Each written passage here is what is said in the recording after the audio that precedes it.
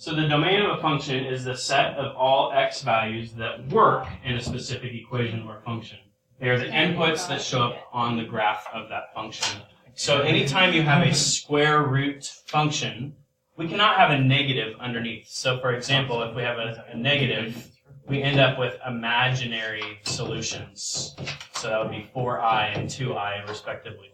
So what we need to do is we need to take what's underneath and set it greater than or equal to 0, and then we just solve it like we did in Algebra 1.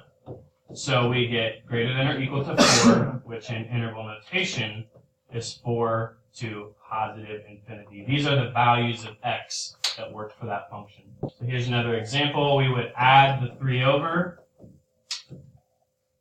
and then divide through by 2. That means in order for this function to give us a real solution, you get 3 halves. And then make sure you write it as an interval. So 3 halves to infinity. Okay, last one. Let's have you find the domain of f of x equals the square root of negative 2x plus 7. So this one was a little bit different. What did we have to remember from Algebra 1? Yeah, so subtract the 7 over, that's fine. We still get greater than or equal to negative 7. But when you multiply or divide an inequality by a negative number, we have to flip the sign. So we get x is less than or equal to positive 7 halves, which means we're going down to negative infinity this time, up to 7 halves. Goes backwards because we had to flip the sign. And you can kind of see how that makes sense, because if you plug in a negative number, you multiply it by a negative, and what ends up happening? Yeah, so it's really all the numbers to the left of 7 halves that work this time. Okay? The next function we're going to do is called a rational function. Why do you think it's called a rational function? We learned that word first test. Fraction. It's a fraction. And x is most importantly on the bottom of that fraction. So we can't have negatives under a square root. No negatives under a square root. But fractions also have something that cannot happen. You guys know what that is? You should.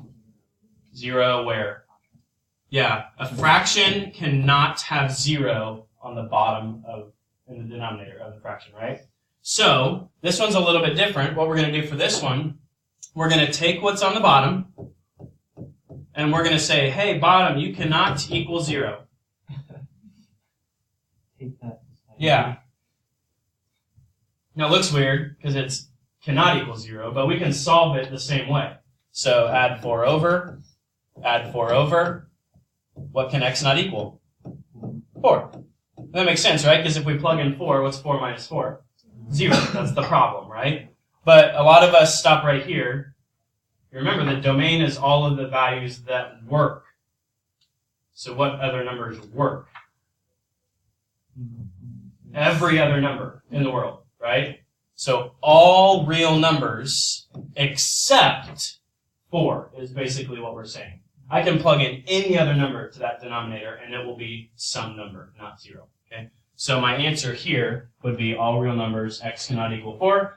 If we're really doing like all-out interval notation, how would I write that?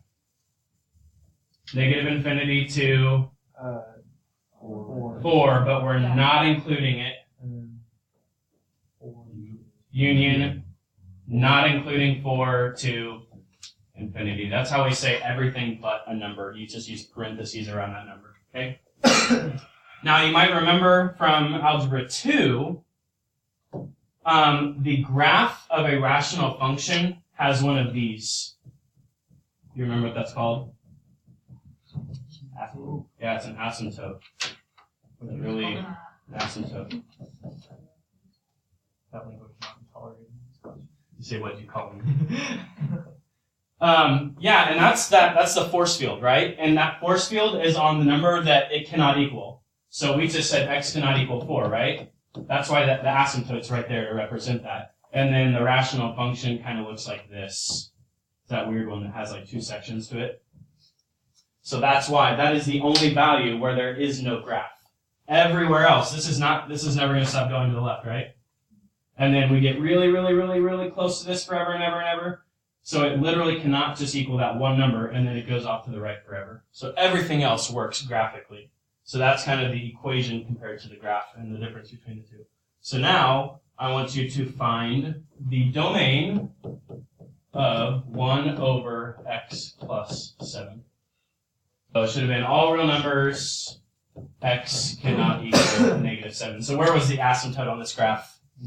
Negative 7. That's where the graph cannot equal, and then everything else is covered by this graph. Okay, one more.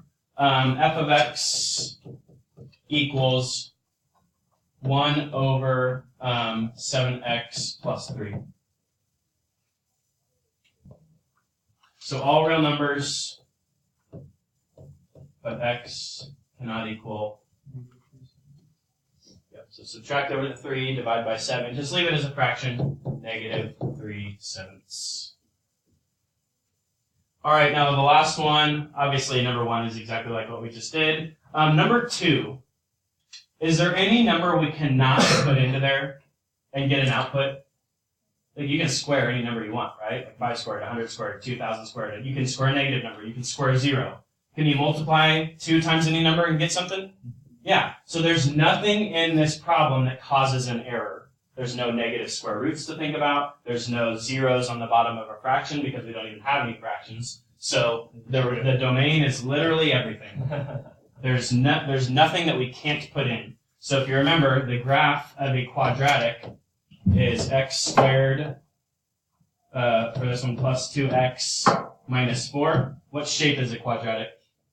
What do we call that shape? Parabola. So in this case, that's our parabola. Is it ever going to stop going up and to the left? No. And it obviously covers everything in here, and then it's also going to go to the right forever. So you can see left and right, graphically, there is never a value that doesn't work for a quadratic. Okay? So if you ever see a quadratic, it's just all real numbers and you're done. Okay? Those are the main 3 that you'll see today. So just to review, what cannot be under a square root? A negative number. So we set it greater than or equal to 0. What cannot be on the bottom of a fraction? 0. So we say cannot equal 0, and everything else works. And then what are we always going to put for a quadratic? All real numbers.